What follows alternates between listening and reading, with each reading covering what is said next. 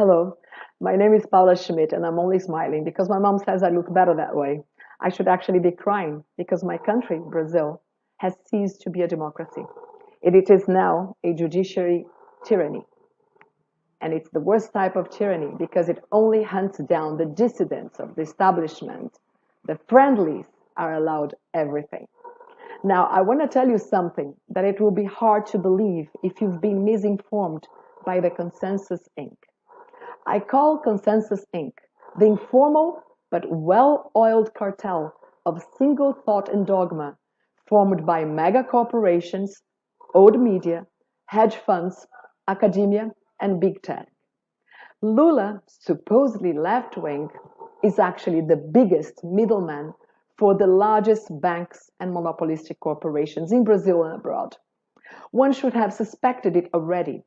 You don't get the support of Time magazine and CFR if you're anti-establishment. But here is an example that I used to save you time. It's a list of campaign donors based on official data from the Electoral Court in Brazil. It shows that the biggest bankers in Brazil chose to support Lula, the left-wing candidate, not Bolsonaro. Many people don't know, but when Lula decided to take what we owed to the International Monetary Fund and transfer that debt to the national banks, our interest rates on our debt increased many times. That's right. We are no longer beholden to the IMF, but we are beholden manifold to other private banks. Nice, huh? This explains why all of the bankers in this list gave their money to Lula and other left-wing candidates, not to Bolsonaro. Lula is also the guy who has said he wants to separate families if children are not vaccinated. Lula himself said he would take many times, many injections on the forehead, as long as it was free. That's what they say. They pretend it's free when it's actually paid by all of us.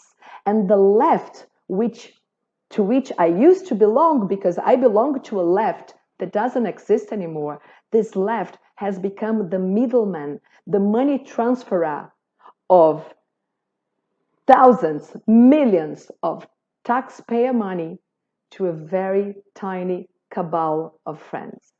That's what they do. They work like a type of a Western Union, taking money from millions, sending to just the little group of chaps.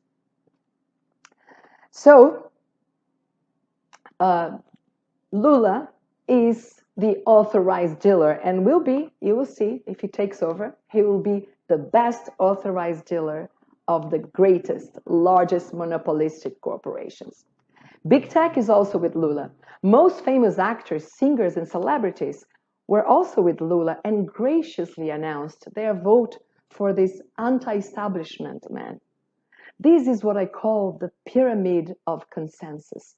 People on the top defend for money while they will convince people on the bottom to defend for free. Here is how the support on the top has been purchased.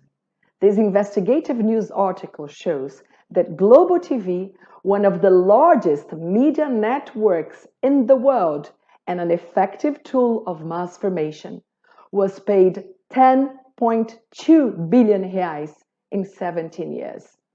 That's right. The mega salaries of famous actors and journalists now supporting Lula were paid with my money and the money of all Brazilian taxpayers. That's how you buy media support. And here I'm going to show you how you lose media support. You do like Bolsonaro and reduce that amount of money to a tenth of what it used to be. That's why the newsroom at Globo celebrated the victory of Lula. Don't take my word for it. Look at it. Now think with me. The biggest, most effective mouthpiece of establishment hugged and cried with happiness when Lula got elected. It's moving.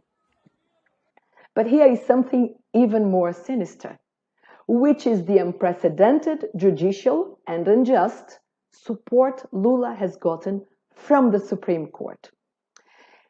Here is what the now Supreme Judge Alexandre de Moraes had to say about Lula's party a few years ago. Listen to his own words. Um governo corrupto, que foi colocado para fora do Brasil pela corrupção, pela falta de vergonha na cara de quem roubava bilhões e bilhões.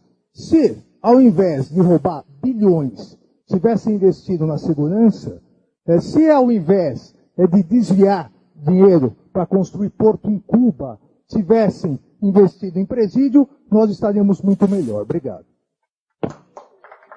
This man, along with other judges, made it illegal to quote things like this, or even to quote Lula during the election.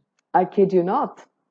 Many social media accounts were suspended after they quoted Lula himself in things like this Playboy interview, for example. It's an old interview. Lula was not even a politician then. He was a union leader. So the magazine asked who Lula admired, and in his list was a guy, what's his name? Hitler. Yes. So Lula explains that he didn't admire Hitler for his ideas. No, it was his metal. I'm going to quote what he said. Hitler had that which I admire in a man, the fire to set himself to do something and try doing it. This type of memory was considered to be out of context and was largely banned during the campaign. Journalists were persecuted and demonetized for republishing this interview. Another thing we could not say was the charge made by vice presidential candidate Mara Gabrilli, a woman who lives on a wheelchair. She claims that Lula paid 12 million reais to have his name not associated with the assassination of Celso Daniel, a leader in the Workers' Party, who was tortured and killed after he threatened to reveal a corruption scheme. Mara Gabrilli knew this well because her father was involved in negotiations with the same group of people. After this assassination, at least 7 other people were killed or died mysteriously, including the waiter who served the victim's bodyguard the night he was kidnapped. Who is Alexandre de Moraes? According to PT, Moraes was the former lawyer of the largest criminal organization in South America. But this is ancient times. It's from all the way back 2016. At that time also, PT said that Moraes was paid a bribe by a company being investigated for corruption. Again, not me saying that. Workers' Party, Lula's party.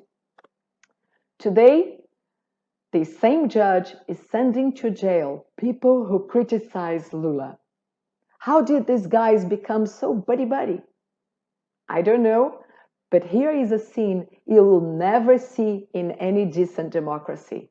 It shows Lula greeting the Supreme Court judge with little slaps on the face.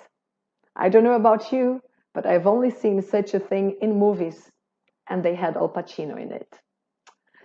Fredo surely didn't break Lula's heart because he keeps on banning thousands of social media accounts until today, effectively banning from the public square all voices criticizing Lula. And here is another Ray Liotta moment for you. Lula greets another judge with face slaps. Do you know who this man is? He is the guy appointed to oversee the elections just 1 month before the first round.